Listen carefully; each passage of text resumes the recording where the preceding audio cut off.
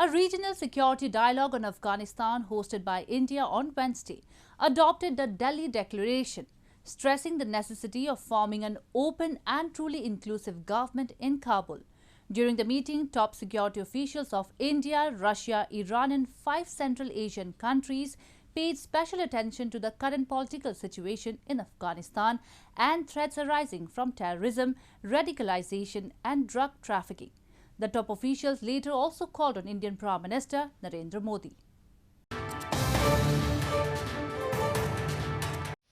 India and 7 other countries that participated in the third regional security dialogue on Afghanistan hosted by India adopted the Delhi Declaration on Wednesday, stressing the necessity of forming an open and truly inclusive government in Kabul that represents the will of all sections of Afghanistan.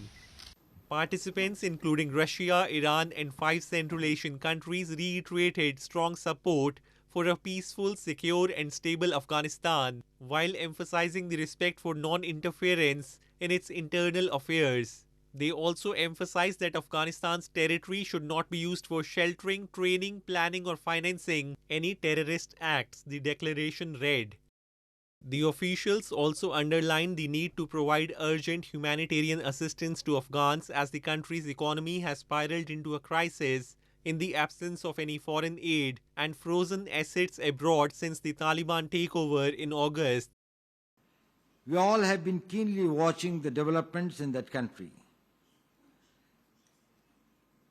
These have important implications not only for the people of Afghanistan but also for its neighbors and the region.